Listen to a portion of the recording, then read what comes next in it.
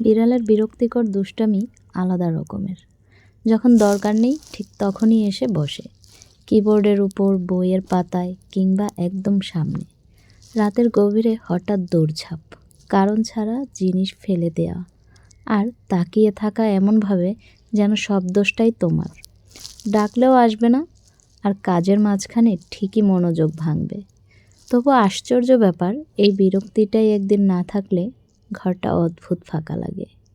বিড়ালের দুষ্টুমি বিরক্তকর হলেও ওটাই ওদের ভালোবাসা দেখানোর নিজস্ব ভাষা।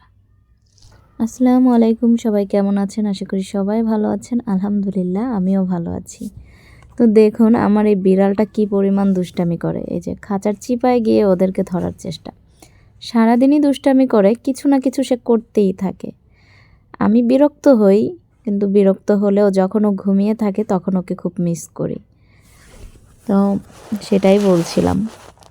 এই যে দেখুন, একটা চোখেও দেখে না, একটা চোখে না দেখেও যে কি পরিমাণ দুষ্টামি ও করতে পারে বলার বাইরে। যাই হোক, আমি বেগুন নিতে এসেছি। আমার গাছে 2টা বেগুন আছে ছোট ছোট। তো বয়স হয়েছে, পেকে যাবে, তাই ভাবলাম নিয়ে নেই, ভেজে আজকে সাহেবকে খাইয়ে দেব। পাকিয়ে তো আর লাভ নেই। এই যে দেখেন, আমি এটা কাটতে গেছি, সে এটা ধরবে। মানে কি অবস্থা, এটা ওর ধরতে হবে।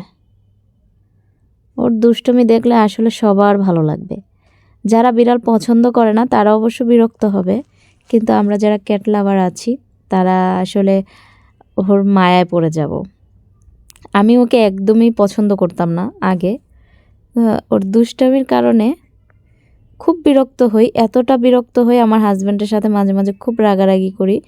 কেন তুমি ওকে নিয়ে আসছো, কেন ওকে সরাচ্ছ না, অন্য জায়গায় দিয়ে আসছো না। কিন্তু ও যখন ঘুমিয়ে থাকে তখন আমি ওকে খুব বেশি মিস করি। যে এইখানে এসে ও বসে থাকবে আর আমার পাখিদেরকে খুব বিরক্ত করবে। এটা ওর প্রধান কাজ। ওর সব দুষ্টামির মধ্যে এটা হচ্ছে মানে সবচেয়ে বড় কমন একটা দুষ্টুমি, যে ও এখানে এসে বসবে, বসে পাখিদেরকে বিরক্ত করবে।